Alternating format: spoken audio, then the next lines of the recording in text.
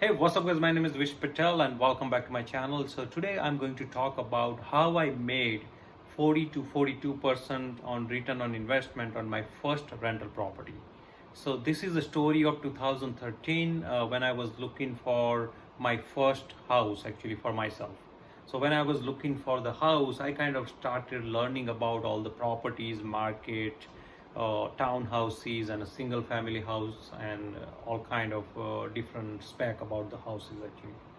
So during that time, one of the friend actually he introduced me actually to the rental property market, and since he kind of gave me some information, and I kind of started doing my own research. So since then, 2013, back in my mind that okay, once I complete my first project, which is my own house, from 2014, I really wanted to start looking into the some rental property market. There are many people like me, those who are like engineers, doctors, lawyers, IT professionals, right? Those who have a good income, right? I think they're all looking for some alternative way of investment, and I think based on my experience, rental property is a good business to be in if you know well and if you invest at the right location. So back to my story. In 2013, I got my own house, and 2014, I kind of started doing my own research on the rental property. I remember it was month of June. I found my first townhouse property, actually at the same location, Eastern Pennsylvania, where I live, and found the first townhouse, which is a 2200 square foot townhouse. This townhouse has the 4 bathroom, 3 bedroom, and a nice backyard house actually. It's a townhouse. So I got that house actually for $165,000. So for this house, I put down payment $40,000, and I got the loan. Back then, the loan was pretty good rate as well. Even now, the loan rates are pretty cheap. And that was the investment property, so I actually end up getting 3% interest rate for 15 years on that house. And when I put the $40,000 down payment, I have my mortgage payment is about like a $1,300 a month on that house. So now I got the house, and at the same time I started doing some research that okay, how I can rent this property, what is the best way to rent. So I was actually learning all the process because I never really had any other rental property before this first house, right? Before the first rental property I brought. So I kind of came across there is an alternative way of investment. So there is a two way of investment, two way of renting the property in the market. So the first way is a traditional way of renting. So basically you put the house on the Zillow, Trulia, or Realtor, right, .com, and basically renting the house to the regular people. So you can get the whatever the market rate you have in the area, that's what you get.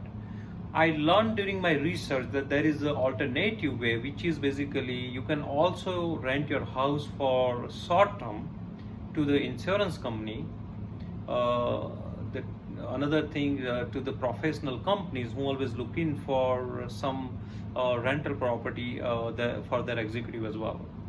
So there are a few different way you can also able to rent the house as well. If you are let's say your rental property nearby university, you can also rent the property to the university as well. University always looking for a good rental property actually for their some of their temporary teachers as well. So I was looking into this, and I said, let me try something different way of renting experience, right? And I kind of listed my house. I still listed my house actually on the Zillow, but I did put the detail that I'm okay to rent this house on a short-term basis to the insurance company, to the universities, or any corporate companies are interested are most welcome. And I kind of left my numbers and email address in the description. You won't believe it, but I got the call second day for this townhouse. It is a nice setup, community setup, and this house is actually located very close to the all highways and a very good it has a good access from all kind of highway as well. So I got the second day call from this insurance company, and the insurance company really wanted to rent the house for like 8 months for one of their client. So their client is basically somebody who has burned their house, and now insurance company is trying to settle them into the temporary house until they build them a new house or until they basically settle their claim. So I doesn't really know all this thing, but when during my research, when I got a call from this insurance company, they explained me that this is the situation, and in our neighborhood somebody actually lost their house, and the insurance company really looking for the temporary arrangement for this couple for about 8 months. So they call me, and insurance company always offered the higher rent than the market rent. So our market rent is in the area is about $1,600 per month, and this insurance company actually offered me like $2,200 per month rent. And I said, yeah, that's fine. It is a short-term rent, right? Short-term lease, 8 months, but I'm okay with that. So I kind of said, okay. Then they asked me the second question, whether I am allowing pet in the house or not. And I was about to tell them that we normally do not allow pet, but then they says we can offer you $200 more, and your rent could be $2,400 a month for 8 months if you allow the pet. And I says, why not? If you offering me some fees on that, I'm okay to rent house for the $2,400. So I rented the house, I signed the lease, and only the family member was only 2 people and their pet in the house. So this is pretty big house for them as well, but it is good, the less family members, so the house can stay in the good condition as well, right? And these are very nice people who actually moved into my house. We kind of signed a lease for 8 months, $2,400 a month. So I normally get in this area literally like a $1,600 a month, but I end up getting $2,400 a month rent. Now 1 month gone, second month gone, I'm getting very easy money actually right into my bank account, kind of a direct deposit every month from the insurance company. So there is no hassle for the collecting rentals and things as well. So it was a pretty good contract with the insurance company, where I'm getting every month money in my bank account. So it was like a 3 month, 4 month, 5 month, and about like a 6 month time. And I thought by the 8 month come, and this couple gonna move out from the house, and I have to look for the new tenant. But this is what happened actually. They called me, the insurance company called me, and they asked me if I can extend the contract another 6 months. And I says, okay, yeah, why not? I can extend your contract to another 6 months. And I end up actually getting extended the contract for 6 months more. And I'm now keep collecting $2,400 a month in the rent till 6 more months. So that way I got altogether actually about 14 months of a rental deal from the insurance company. So during this time, I was collecting $2,400 a month, right?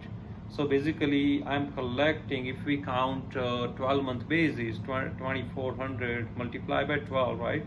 So I collected about $28,800 rent during that year. So at the same time, my mortgage was, right? My mortgage was about like 1,350 multiplied by 12, which is like a 16,200.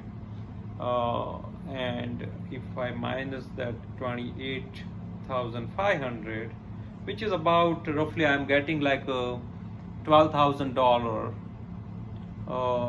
net in my hand after paying the mortgage.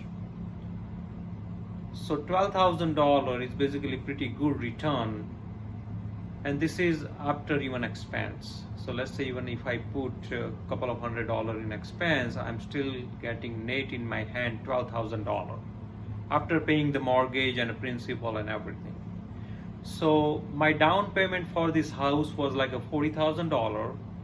Yearly income for that particular year, I collected $12,000, which is like a 30% on a cash on cash return.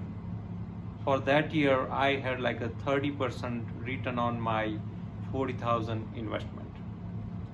Now, when I'm paying that $13,500, right? $1,350 every month into the mortgage, I'm also actually paying about $550 towards my principal. So if I count that money, that is another $6,500 a year gain as well. So if I add that $6,500 actually into the $12,000 return I'm getting, so now I'm actually 6,500, so which is basically $18,500. Now, if you count, I invested $40,000, right? That is my own cash in the down payment, and I'm collecting. Basically, my total gain is $18,500, which is close to 42% on my investment. Yes, I cannot get this kind of lease every year, but for first year of my investment property, I'm able to get this lease actually with the insurance company, and made $18,500, which is close to like a 42% on a return. So I'm sure there are many of you out there. You are buying the houses, townhouses, apartment, and probably renting to the local market, very traditional way. Maybe you guys want to check out there. There are a lot more opportunity where you can rent your house to the corporate, to the universities, to the insurance companies, and you can take this advantage of alternative way of renting, and you can able to collect actually maybe 5 times, 6 times, 7 times more on your return. So by now actually I already have multiple rental properties. Actually 2014 my first rental property I bought, but then after that I kind of keep invested more and more, and I got a few more townhouses as well actually in the same area where I live. I really wanted to give from my experience what is the few things you can keep in mind when you go for the rental property investment. First of all, do not go and buy very crappy old house. Always try to buy something like a newer, I would say maybe 10-year, 15-year-old house is okay, which is kind of a long run, it is always helpful.